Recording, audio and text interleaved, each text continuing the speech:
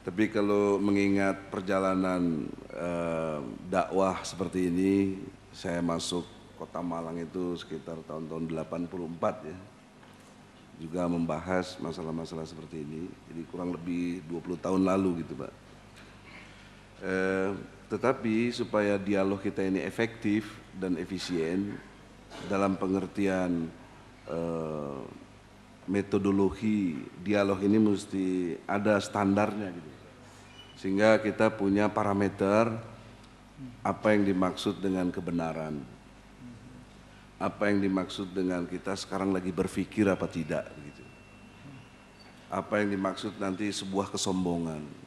Sehingga dengan logika-logika seperti itu kita mesti membangun satu metodologi dialog kita ini yang pas dengan pendekatan ilmiah begitu. Sehingga tidak kita bilang you salah tapi tidak punya parameter salahnya itu apa. Kita benar, parameter kita benar itu apa. Jadi saya kira kita objektif, sistematis dan toleran. Artinya toleran itu kalau pada tingkat dialog yang objektif dan sistematis bisa dikategorikan kita ini ilmiah, Anda benar, saya ikut Anda, itu toleran namanya. Karena Anda benar. Tapi kalau logika terbaliknya, apa yang saya gambarkan dengan objektif, sistematis, kita pada posisi kategori benar, Anda harus toleran, Anda ikut kita. Setuju Pak? Setuju? Bertaruh kita ya? Betul. Jadi dialog kita nggak sia-sia. Jadi nggak debat kusir nanti kan?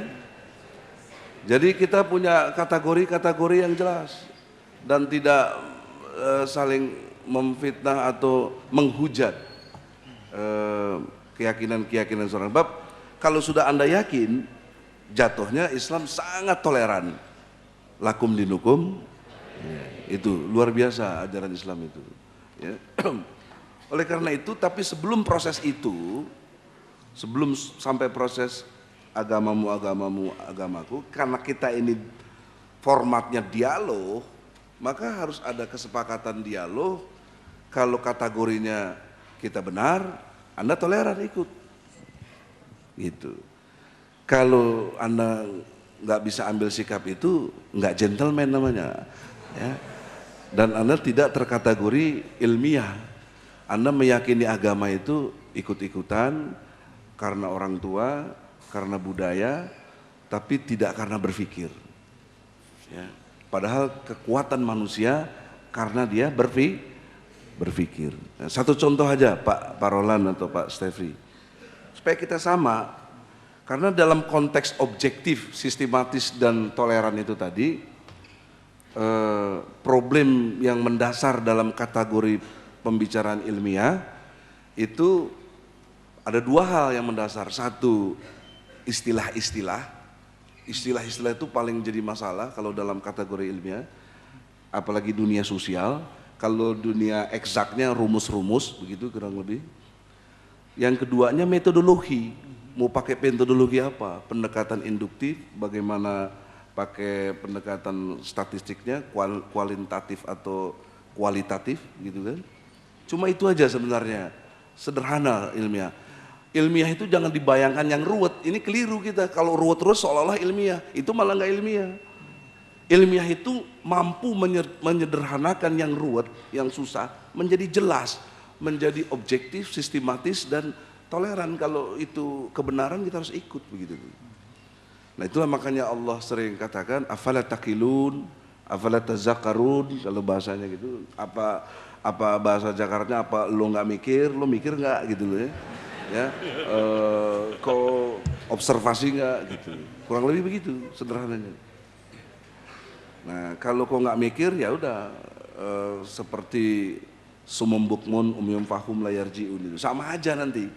Kamu kasih tahu ilmiah nggak ilmiah dia nggak mau tahu karena begitu apa namanya binatang ternak gitu susah dikasih taunya ya. Tapi binatang ternak pun kalau digiring masuk kandang masih mau gitu loh. Ya, Itu yang mesti tajam gitu. Memang bahasa Quran begitu, ya, supaya jelas dan objektif. Kalau masa Rasulullah mungkin waktu itu pernah ditantang ya dengan seorang yang preman lah pada waktu itu. Ya Rasulullah, kalau sudah pedang di lehermu ini siapa yang nolongmu? Allah. Nah, terjatuh pedangnya itu.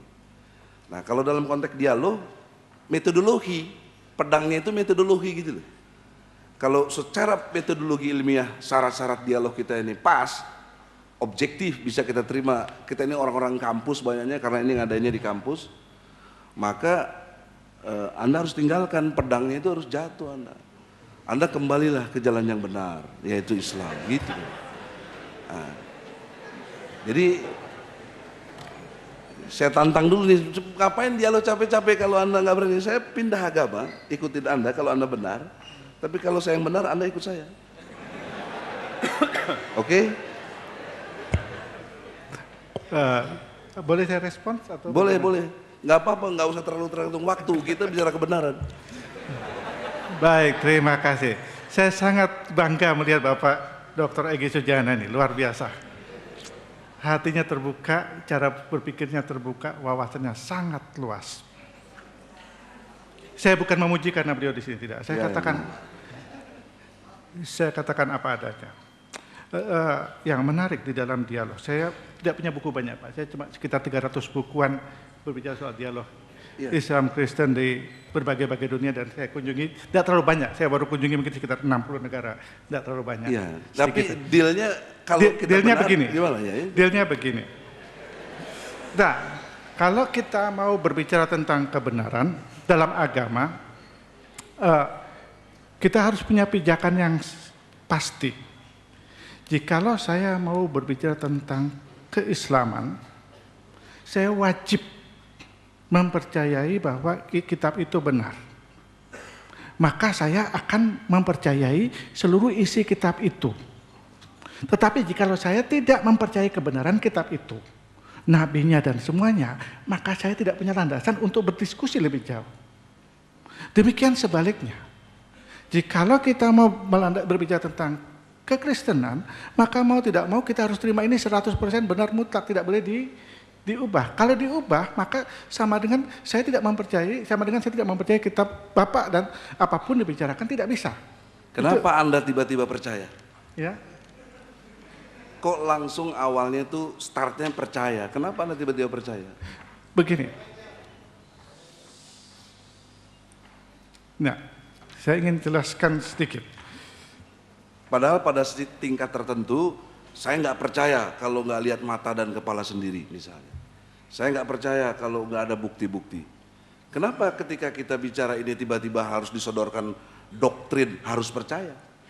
Iman, kali ini kita berbicara agama, berbicara soal iman, keyakinan pribadi. Satu yang bersifat pribadi, yang tidak bersifat memaksa. Sesuatu yang bersifat amat sangat pribadi dan keputusan yang bersifat sangat pribadi. Kalau kita berbicara agama, maka keputusan pribadi itu bisa, kalau kita memulai dengan logika, dipercaya baru diimani, maka seringkali di dalam agama banyak hal yang susah diterima secara logika sebelum bisa dipercaya dan diimani. Di dalam ilmu pengetahuan terbalik. Ilmu pengetahuan itu kita mulai dengan logika, kemudian dipercaya dan tidak perlu diimani.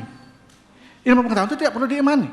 Cukup dibikin secara logika, kemudian dipercaya, selesai. Agama tidak bisa. Kalau agama kita berangkat dengan logika, kemudian kita percaya dan kita imani, maka ini namanya dialog yang destruktif. Kalau itu yang bersifat konstruktif, adalah dialog yang dibangun berdasarkan apa yang dipercaya. Kalau saya berbicara soal Islam, saya harus duduk dan mempelajari kitab Islam, Al-Quran dan semua pengajaran. Setelah saya mempercayai, saya belajar tahap demi tahap, maka itu saya akan membangun satu keyakinan yang kokoh.